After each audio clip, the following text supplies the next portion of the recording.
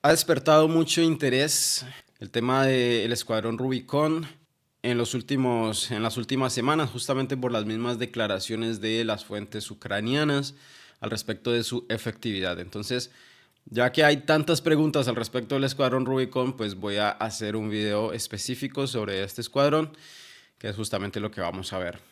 Y para empezar a hablar de esta situación tenemos que dirigirnos al contexto en el que nace este escuadrón o esta fuerza de élite de operadores de drones del ejército ruso. Estamos hablando de Kursk 2024.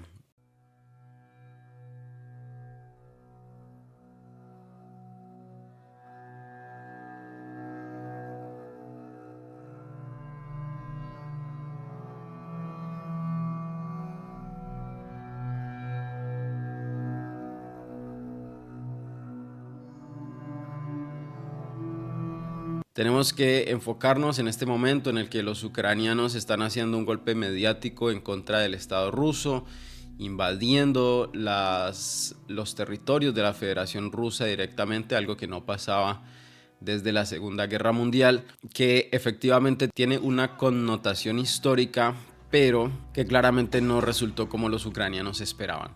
En este contexto hay un cambio de ministros. Muy cerca de toda esta situación hubo un cambio de ministros y es importante para la creación misma del escuadrón Rubicón porque es después de que Belousov toma el mando del Ministerio de Defensa que se crea el escuadrón Rubicón, así que hay cierta información que dice que probablemente es esta persona quien presiona para la creación de este escuadrón y por lo tanto se manifiesta que hay una conexión directa entre el escuadrón Rubicón y el Ministerio de Defensa, es decir, el escuadrón Rubicón no estaría dependiendo de ningún tipo de brigada o de unidad del ejército ruso en el campo de batalla, sino que directamente es ordenado desde el Ministerio de Defensa. Así que esto es importante porque de hecho el cambio del Ministerio de Defensa sí ha evidenciado ciertos avances por parte del ejército ruso en distintas esferas. Y esta persona que llega, Belousov,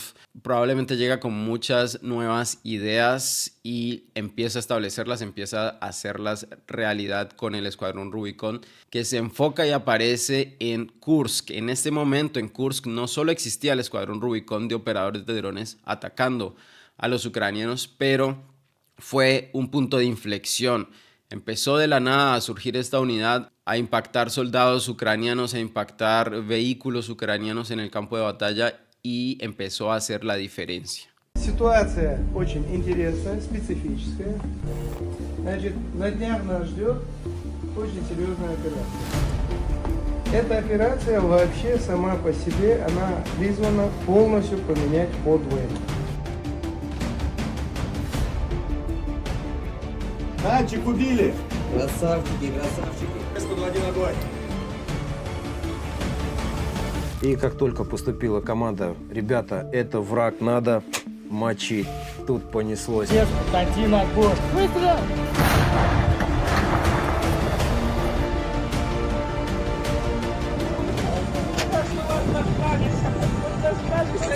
Наших русских людей! Это касалось тех, что при неправильных действиях или планировании, либо принятом каком-то неверном решении, это будет все в один конец. Это все осознавали. После этого вступить в бой, это словами не передать, это даже не на грани человеческих возможностей, это далеко за ними. Очень уникальная история получилась. Я такого не видел никогда. У нас стволы выстраивались в очередь.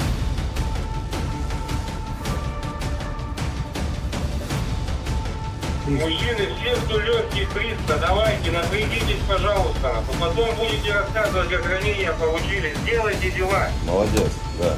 Он сказал все, что необходимо.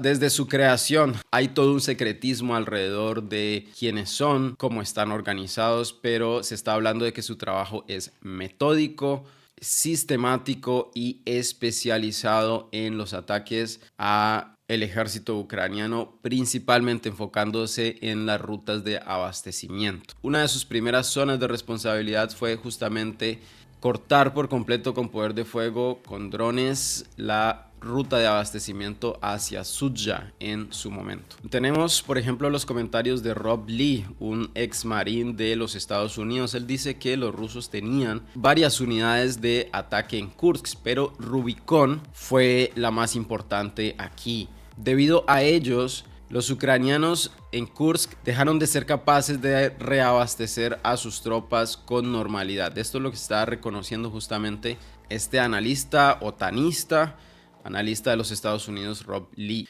También tenemos declaraciones de los medios pro-ucranianos como Radio Free Europe, quienes dicen que el escuadrón Rubicon fue la clave para que Rusia pudiera retomar el control del Oblast de Kursk en febrero y en marzo del 2025. También, por ejemplo, tenemos comentarios como: es la mejor unidad tecnológica de los rusos. Esto lo dice María Bierlinskaya, jefa del Centro de Apoyo de Reconocimiento Aéreo Ucraniano, una organización no gubernamental que trabaja en conjunto con los militares. También Bierlinskaya dice que Rubicon trabaja de forma brillante, sistemática, selecciona el mejor personal, y les da entrenamiento y los provee de todos los recursos necesarios. Dice que los rusos no están escatimando dinero, no están escatimando recursos a la hora de desarrollar esta unidad. Incluso agrega: todas las personas que conocen cómo trabaja Rubicon están de acuerdo en una cosa: es muy efectivo, es un sistema completo, mientras la mayor parte de las líneas ucranianas continúan en un completo caos. ¿Quién comanda Rubicon? Es la pregunta. Desde el 2024 se dice que de órdenes directas del Ministerio de Defensa de la Federación Rusa, Andrei Bilausov, se crea de forma secreta el Centro de Sistemas No Tripulados Avanzados Rubicon. Incluso no aparece en los archivos legales de los rusos la afiliación directa entre Rubicon y el Ministerio de Defensa. No hay legalmente ninguna conexión entre esta unidad, entre este escuadrón y el Ministerio de Defensa. Según la información aproximada que tienen las fuentes pro-ucranianas, porque los rusos mantienen esta información de forma secreta, está comandado por el coronel Sergei Budnikov, de aproximadamente 37 años, que anteriormente era un oficial de artillería y también en algún momento estuvo cumpliendo funciones de oficial de infantería de marina. Se dice que esta persona aparece en algunos videos publicados en febrero de este año por Vladimir Solovyov, este importante propagandista ruso que en Rusia es como el más importante de todos, tanto en televisión como en internet. También su nombre aparece en algunas cartas de agradecimiento en julio de 2025, cartas que fueron enviadas a organizaciones de caridad, estas organizaciones que recolectan dinero para los veteranos o incluso también para las líneas del frente. Algunas fotos que se conocían de este coronel Budnikov se encontraban en la cuenta de su esposa de la red social VK Vkontakte. Es una red social rusa, pero esta cuenta ya fue completamente borrada. Según la información disponible, se dice que aproximadamente los rusos pueden llegar a pagar hasta 3 millones de rublos a los operadores de drones que sean de Rubicon y que estén ubicados en la región de Moscú. Rubicon es entonces, según los datos lo indican, una organización híbrida, que no solamente estamos hablando de operadores de drones que atacan en el campo de batalla, sino que estamos hablando de un centro de desarrollo tecnológico, nuevos métodos, nuevos tipos de drones, investigación en general en esta área. Y una de las cosas más importantes de las que todos quieren hablar es la cantidad de personas que hacen parte de Rubicon. Según las medidas de fuentes pro-ucranianas, porque ya hemos dicho que los rusos mantienen esta información como secreta, para la primavera de 2025, hay que tener en cuenta este dato, Rubicon se componía de 7 unidades, de las cuales cada una era integrada por aproximadamente 130 o 150 soldados. Es decir, para marzo, abril, aproximadamente esta fecha del 2025, estamos hablando de aproximadamente 1.050 soldados, si multiplicamos 7 por 150, que es la cifra más alta. Entonces, entre 1.000 soldados para primavera, para marzo, abril de 2025, era lo que se estimaba en ese momento, era la composición de las 7 unidades que se entiende de Rubicón en toda la línea del frente. Uno de los centros de entrenamiento, una de las bases más importantes, se entiende estaría localizada en Moscú, en el Parque Patriota. También se hace referencia a algunos suburbios del oeste de Moscú, donde hay instalaciones que en el pasado han servido para exposiciones militares. Se dice que uno de los trabajos que más afecta, uno de los trabajos de Rubicón que más afecta a los ucranianos son los ataques a la segunda y la tercera línea de defensa de los ucranianos, no directamente en el frente, que es justamente donde se ubican todas las rutas logísticas de abastecimiento, los puntos de almacenamiento, los puntos de concentración de soldados. Así que este es un punto clave de la característica del trabajo de Rubicón en el cual ellos se han especializado.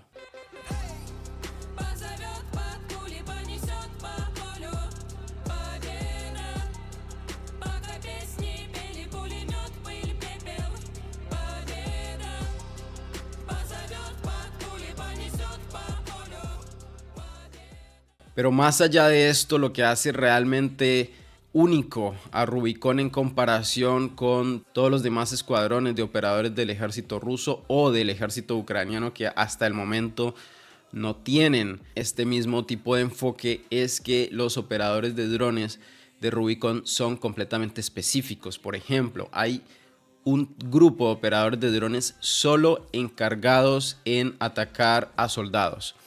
Única y exclusivamente solo encargados en atacar a unidades que se están moviendo en el campo de batalla, que sean soldados, nada más que esto.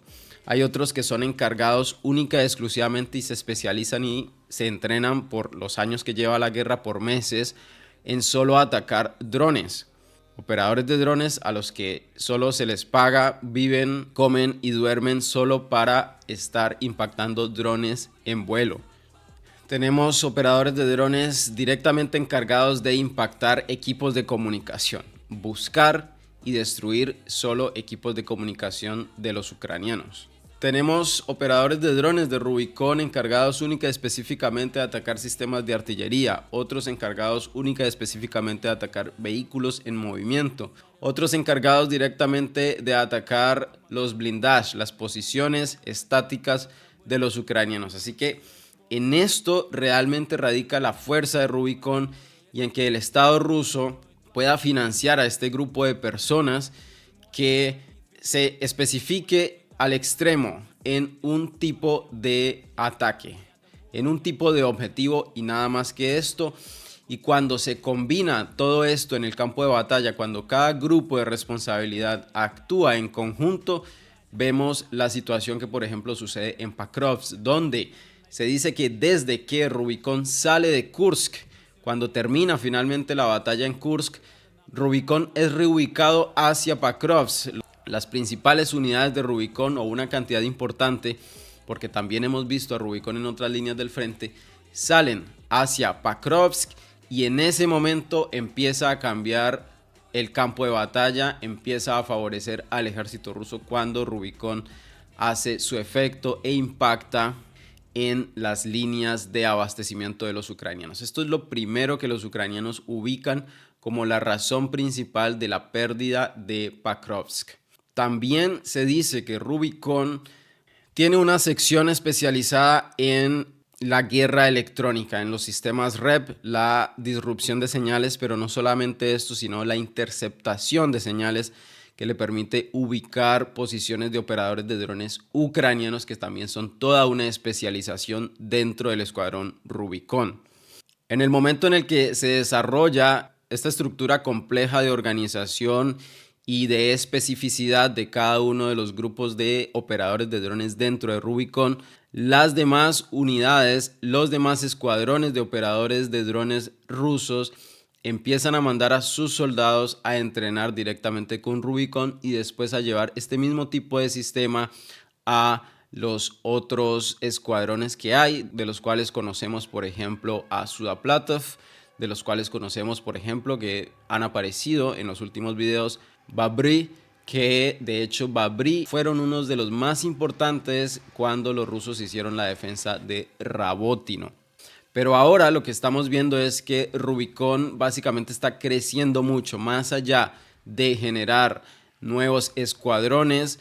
Rubicon se está expandiendo por todo el campo de batalla, es decir, está creciendo en la cantidad de soldados y probablemente llevando el mismo sistema a cada uno de los puntos de responsabilidad, es decir, el mismo sistema de operadores de drones específicos para cada punto, para cada tipo de objetivo en el campo de batalla. En Pakrovsk se lleva hacia Limán y allá también tenemos operadores de drones solo encargados de artillería, solo encargados de infantería, solo encargados de interceptar otros drones ucranianos, y esto se entiende que son muy malas noticias para los ucranianos porque la sistematicidad, el método, pero principalmente la efectividad de estos operadores de drones es lo que está haciendo la diferencia en el campo de batalla. Desde febrero de 2025, los ucranianos están reportando que Rubicon se enfoca en atacar específicamente a sus operadores de drones,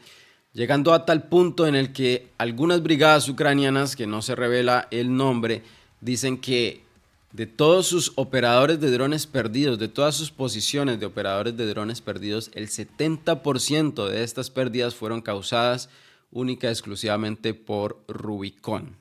Y ahora, según las últimas gráficas publicadas por el mismo canal de Telegram de Rubicon, donde ellos publican específicamente los números de ataques por cada uno de los distintos tipos de objetivos. Por ejemplo, infantería. Se publican solo números dedicados a la infantería y cómo estos números crecen a medida que avanzan los meses. También tenemos publicaciones estadísticas de los ataques a los sistemas de comunicación de los ucranianos.